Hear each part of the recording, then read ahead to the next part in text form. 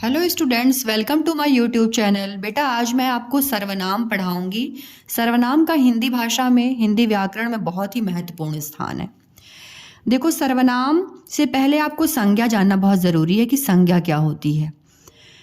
क्यों क्यों मैं बता रही हूँ संज्ञा के बारे में, क्योंकि जब आप सर्वनाम की परिभाषा लिखोगे ना तो उसमें संज्ञा शब्द आएगा, तो इसलिए मैं इसको समझा देना चाह रही हूँ कि संज्ञा क्या होती है। देखो, संज्ञा क्या होती है, इसकी परिभाषा है किसी व्यक्ति, वस्तु, स्थान या भाव के नाम को संज्ञा कहते हैं। किसी व्यक्ति, मैं भी तो व्यक्ति ही हूँ, तो मेरा नाम अनुराधा है, तो व्यक्ति का नाम हो गया। वस्तु, मेरे हाथ में क्या वस्तु है? पेन। स्थान, मैं सागर में हूँ, सागर स्थान है। भाव, मैं अभी प्रसन्न हूँ, प्रसन्नता है मेरा भाव। तो यही सब संज्ञा होती है। आपको उदाहरण से ज़्यादा अच्छे समझ में आएगा। व्यक्ति, जैसे देखो मैंने लिखा श्याम, राम, सीता, ये सब व्यक्ति के नाम है। वस्तु, वस्तु जैसे देखो पुस्तक, किताब, फूल आदि, ये सब पुस्तक के उदाहरण हो गए। स्थान, वाराणसी, गंगा, हिमालय आदि। भाव, चतुरता, क्रोध, कोमलता आदि। आई होप आपको संज्ञा अच्छी समझ में आ गई होगी। ओके, अब हम सर्वनाम करते हैं। सर्वनाम बेटा देखो अब ध्यान से, तो ये दो शब्द से मिलके बना है, सर्व और नाम। सर्व का अर्थ होता है सभी, नाम का मतलब तो नाम ही होता है, ठीक है। तो सभी के नाम मतलब सभी के नाम के स्थान पर जो प्रयुक्त होने वाले शब्द होते हैं उन्हीं को, वही सर्वनाम होते हैं। अब संज्ञा के स्थान पर प्रयुक्त होने वाले शब्द को सर्वनाम कहते हैं, ठीक है। ये इसका अर्थ है। अब देखो, जैसे मैंने लिख दिया, शाब्दिक अर्थ हो गया सर्वनाम का, दो शब्द से मिलकर बना है, सर्व और नाम। इसका मतलब हो गया सबका नाम। अब इन्हीं जो सभी के नाम मतलब जो सभी संज्ञाएं हैं, उन्हीं के स्थान पे जो शब्द हम प्रयोग करते हैं उसी को सर्वनाम कहते हैं। जैसे आपको अगर परिभाषा लिखनी तो आप ऐसे लिख सकते हो, संज्ञा के स्थान पर प्रयुक्त होने वाले शब्दों को सर्वनाम कहते हैं। ओके, अब उदाहरण से ज़्यादा अच्छे से आपको समझ में आएगा। जैसे देखो मैंने लिखा है, सोहन कल आया था। सोहन ने कहा सोहन बम्बई जा रहा है। सोहन रेलगाड़ी से बम्बई जाएगा। अब ध्यान से देखो आप इस वाक्य में, तो इसमें आपको सोहन 4 बार प्रयोग हुआ। सोहन शब्द का 1 2 3 4 बार प्रयोग हुआ, और इससे सुनने में कितना अटपटा लग रहा है। लेकिन इसमें जब देखो यहाँ सब संज्ञाएं हैं ना, अब इनके स्थान पे जब आप सर्वनाम फिल कर दोगे तो आपका वाक्य जो है सार्थक लगेगा, सुनने में भी बहुत अच्छा लगेगा। जैसे देखो यहाँ पे लिखा है, उपयुक्त वाक्य में सोहन 4 बार आया है, जिससे वाक्य अटपटा लग रहा है। यदि इन वाक्यों को इस प्रकार लिखा जाए तो कर्णप्रिय होगा और इसका अर्थ ज़्यादा सुस्पष्ट लगेगा। जैसे सोहन कल आया था। अब उसने, देखो सोहन के स्थान पर उसने सर्वनाम का प्रयोग किया मैंने। उसने कहा सोहन बम्बई जा रहा है, तो सोहन के स्थान पे वह बम्बई जा रहा है। फिर सोहन रेलगाड़ी से बम्बई जाएगा, तो वह रेलगाड़ी से बम्बई जाएगा। अब देखो दोनों के बीच, दोनों आप वाक्यों को ध्यान से पढ़ो तो आपको समझ में आएगा कि ये वाला ज़्यादा अच्छा लग रहा है। क्यों? क्योंकि यहाँ पे सर्वनाम का प्रयोग हुआ है। और सर्वनाम का प्रयोग हम करते क्यों हैं? इसलिए करते हैं कि संज्ञाओं की बार बार पुनरावृत्ति ना हो, ठीक है, इसलिए हम सर्वनाम का प्रयोग करते हैं। अब हम पढ़ते हैं सर्वनाम के भेद। सर्वनाम बेटा 6 प्रकार के होते हैं: पुरुषवाचक सर्वनाम, निश्चयवाचक सर्वनाम, अनिश्चयवाचक सर्वनाम, प्रश्नवाचक सर्वनाम, संबंधवाचक सर्वनाम, निजवाचक सर्वनाम। पुरुषवाचक सर्वनाम, पुरुषवाचक जो सर्वनाम होता है वो 3 प्रकार का होता है। 3 प्रकार का होता है। उत्तम पुरुषवाचक सर्वनाम, फर्स्ट पर्सन। जैसे मैं बोल रही हूँ ना, मैं बोल रही हूँ और आप सुन रहे हो, तो फर्स्ट पर्सन कौन हुआ? मैं हुई, है ना।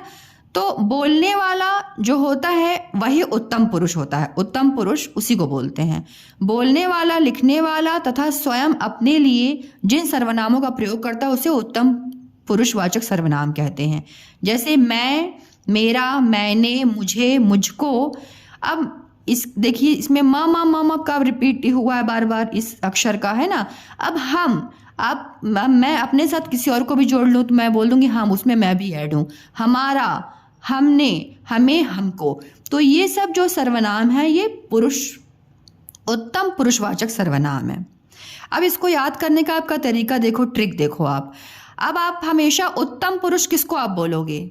हमेशा आदमी स्वयं को ही बोलता है कि मैं ही उत्तम हूँ, ठीक है। तो उत्तम कौन? मैं उत्तम हूँ तो समझ जाओ आप, मैं का प्रयोग क्या कहाँ होता है? उत्तम पुरुष के लिए, क्योंकि हर आदमी अपने को ही उत्तम बोलता है। ठीक है, ये ट्रिक थी। ओके बेटा, ठीक है। मध्यम पुरुष वाचक सर्वनाम क्या होता है? मध्यम कौन होता है? जो सुनने वाला है, जो सुनता है बात को, उसको बोलते हैं मध्यम पुरुष वाचक सर्वनाम। ठीक है, जैसे आप सुन रहे हो तो आप मध्यम पुरुष हो। अब इसके लिए मैं क्या क्या सर्वनाम प्रयोग कर सकती हूँ? तू, तुम, तेरा, तुम्हारा, तुमको, तुम्हें, तुझको, तुमसे। और ज़्यादा अगर मैं अच्छा आदर सूचक शब्द प्रयोग करूँ मध्यम पुरुष वाचक सर्वनाम के लिए, तो हो सकता है आपको, आपने, आप में, आपसे आदि। ये सब मध्यम पुरुष वाचक सर्वनाम है। समझ में आ गया? मध्यम किसको हम मानते हैं? जो मेरी बात को, मध्यम पुरुष वाचक सर्वनाम कौन होता है? जो मेरी बात को सुनता है। ओके, ये ट्रिक हो गई। तो समझ में आ गया आपको? ये तू, जो सुनने वाला है, वो मध्यम पुरुष है। अन्य पुरुषवाचक सर्वनाम क्या होता है? Third person. जैसे वक्ता अथवा लेखक अपने या सामने वाले के अतिरिक्त अन्य व्यक्तियों के लिए जिन सर्वनामों का प्रयोग करता है उसे अन्य पुरुषवाचक सर्वनाम कहते हैं। जैसे वह, वे, उसे, उसको, उससे, उससे, उन्हें आदि। अभी आपको समझ में आ गया होगा कि जो तीनों पुरुषवाचक, उत्तम पुरुषवाचक, मध्यम पुरुषवाचक, अन्य पुरुषवाचक, इनका मैंने ट्रिक बता दिया आपको। आप अपने को उत्तम मानते हो तो मैं से ही सारी चीजें हो जाएंगी। मैं उत्तम हूं, तुम मध्यम हो, तुम क्या हो? तुम मध्यम हो, तो तुम मध्यम पुरुषवाचक सर्वनाम हो जाएगा। और थर्ड पर्सन को हम बोलते हैं अन्य, उसके लिए हम वह, वे, ये सब चीज को प्रयोग करेंगे। Is it clear to you? अब देखिए, दूसरा है निश्चयवाचक सर्वनाम। निश्चयवाचक सर्वनाम बेटा वो होता है जहाँ पे हम किसी निश्चित व्यक्ति, वस्तु या घटना या क्रम के स्थान पर जिसको हम प्रयोग करते हैं वो निश्चयवाचक सर्वनाम होता है। ठीक है, जैसे लिखा हुआ है, सामने जो हरा भरा खेत लहरा रहा है वह मेरा है। अब यहाँ पे देखो वह का प्रयोग हुआ ना, तो ये वह क्या हो गया? निश्चयवाचक सर्वनाम हो गया। क्यों? क्योंकि ये हरा भरा खेत के बारे में बात हो रही है। ठीक है, ये हो गया आपका। फिर है जूही का स्कूल वह नहीं यह है। तो स्कूल की बात हो रही है कि स्कूल, देखो स्कूल निश्चित है ना, अब स्कूल बताया जा रहा है कि वह नहीं है यह है, तो यह हो गया निश्चयवाचक सर्वनाम। एकदम बिल्कुल आप पॉइंट आउट करके बोल रहे हो कि यह है, तो निश्चय हो गया, स्थान पता चल गया। वे लोग जो सामने बैठे हैं वे कौन हैं? अब लोग के लिए वे शब्द का प्रयोग हो गया। वे लोग जो सामने बैठे हैं वे कौन है? तो वे, अब लोग निश्चित है ना, व्यक्ति निश्चित है, तो यहाँ पे वे शब्द का प्रयोग हुआ है, इसलिए वे निश्चयवाचक सर्वनाम का। वे आदमी जो वहां खड़े हैं उन्हीं से रास्ता पूछ लो। अब वे आदमी है ना, वे आदमी, तो यहाँ पे आदमी तो उन्हीं से रास्ता पूछ लो। ये आदमी जो है वो निश्चित है, ठीक है, व्यक्ति है, तो इनके स्थान पर प्रयुक्त हुआ उन्हीं से। ठीक है, ये उन्हीं से शब्द का सर्वनाम का प्रयोग हुआ, यह है निश्चयवाचक सर्वनाम। आई होप आपको ये समझ में आ गया होगा। अब देख लो यहाँ पे, इस प्रकार वह, यह, वे, उन्हीं से अथवा उसी का सर्वनाम शब्द निश्चित रूप से क्रमशः खेत, स्कूल, लोग, आदमी, व्यक्ति के बदले प्रयुक्त होने वाले सर्वनाम पद हैं। ये निश्चयवाचक सर्वनाम है। अब थर्ड देखिए, अनिश्चयवाचक सर्वनाम। अनिश्चयवाचक सर्वनाम का प्रयोग अनिश्चित व्यक्ति, वस्तु या घटना के लिए होता है या अनिश्चित स्थान के बदले प्रयोग किया जाता है। जैसे मैं बोलूं गिलास में कुछ पड़ा है, सपोज गिलास में कुछ पड़ा है, तो कुछ का मतलब समझ में आ रहा है क्या कि आपको मच्छर पड़ा है कि मक्खी पड़ा है? ये तो समझ में नहीं आ रहा। तो कुछ यही होता है अनिश्चयवाचक, पता नहीं है कि क्या पड़ा है, बस कुछ पड़ा है। तो शायद कोई कुंडी खड़खड़ा रहा है, कोई, अब ये तो पता नहीं चल पा रहा है कि कोई कौन होगा, बस कोई पता, इसी से बोलते हैं इसको अनिश्चयवाचक सर्वनाम।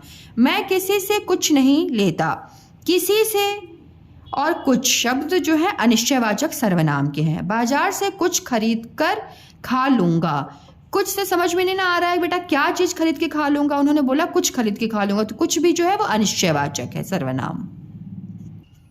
फोर्थ है प्रश्नवाचक सर्वनाम। प्रश्नवाचक सर्वनाम क्या होता है? देखो, प्रश्नवाचक सर्वनाम किसी संज्ञा के बदले प्रयुक्त होने वाले जो प्रश्न रूप में जो सर्वनाम प्रयोग किए जाते हैं उन्हीं को बोलते हैं प्रश्नवाचक सर्वनाम। जैसे उदाहरण से आपको ज़्यादा से समझ में आ जाएगा कि प्रश्नवाचक सर्वनाम क्या होते हैं। अंधेरे में कौन बोल रहा है, कौन जो है वो प्रश्नवाचक सर्वनाम है। आप किससे पूछकर यहाँ आए हो, किससे जो है प्रश्नवाचक सर्वनाम है। आप में से किन किन को मेरे साथ चलना है, किन किन को प्रश्नवाचक सर्वनाम है। पानी किसने मंगाया था, किसने प्रश्नवाचक सर्वनाम है। आपको मेरे पास किसने भेजा है, किसने प्रश्नवाचक सर्वनाम है। आपको मुझसे क्या चाहिए, क्या प्रश्नवाचक सर्वनाम है। संबंधवाचक सर्वनाम। संबंधवाचक सर्वनाम क्या होता है बेटा, देखो संबंधवाचक सर्वनाम वे सर्वनाम होते हैं जो किसी उपवाक्य में, ये है उपवाक्य, जो किसी उपवाक्य में प्रयुक्त संज्ञा या सर्वनाम से अन्य सर्वनाम के साथ संबंध प्रकट करते हैं, उन्हीं को बोलते हैं संबंधवाचक सर्वनाम। ठीक है, देखो जैसे लिखा हुआ है, जो परिश्रम करेगा वह फल पाएगा। अब देखो यहाँ पे अगर मैं इसको मैं छुपा दूँ आगे वाले को, मैं बोलूँ वह फल पाएगा, ठीक है, वह फल पाएगा, तो कुछ समझ में आ रहा है किसके बारे में बात हो रही है। और जब मैं ये बोलती हूँ कि जो परिश्रम करेगा वह फल पाएगा, मतलब आपस में ये जो दोनों वाक्य हैं ना जुड़े हुए हैं, किससे जुड़े हैं, सर्वनाम से जुड़े हुए और संबंध बता रहे हैं आपस में एक दूसरे से, इसी से इसको बोलते हैं संबंधवाचक सर्वनाम। ठीक है, जैसे जो मेहनत करेगा वह सफल होगा, जिन्हें कुछ देना हो उन्हें कल बुला लो। अब मैं बोलूँ उन्हें कल बुला लो तो समझ में आ रहा है आपको किसके बारे में बात हो रही है। और जब यहाँ पे लिख गया जिन्हें कुछ देना हो उन्हें कल बुला लो, मतलब ये प्रधान वाक्य है और ये इसके साथ जुड़ा हुआ है, तो ये इन दोनों वाक्यों में संबंध बता रहे हैं, इसीलिए ये इसी से इसको बोलते हैं संबंधवाचक सर्वनाम, उन्हें का प्रयोग करके। ठीक है, उसे क्या समझाओगे जिसमें अक्ल ही नहीं है। अब मैं फिर से इसको बाहर छुपा दूँ, मैं बोलूँ जिसमें अक्ल ही नहीं है, तो कुछ समझ में आ रहा है किसके बारे में बात हो रहा है। और जब ये पूरा वाक्य आप पढ़ते हो, उसे क्या समझाओगे जिसमें अक्ल नहीं है, तो ये देखो दोनों वाक्य जो है आपस में जुड़े हुए हैं, संबंध बता रहे हैं एक दूसरे से। और जिसमें और उसे, देखो ये दोनों जो है वो संबंधवाचक सर्वनाम है। जिसे ठीक नींद आती है उसे कोई बीमारी नहीं होती, तो जिसे संबंधवाचक है, उसे, जिसे और उसे दोनों संबंधवाचक सर्वनाम हो गए। जिसको कुछ नहीं चाहिए वह ही शहंशाह है, तो जिसको और वह, ये संबंधवाचक सर्वनाम हो गए आपके। अब लास्ट है निजवाचक सर्वनाम। निज का अर्थ होता है स्वयं, खुद के लिए।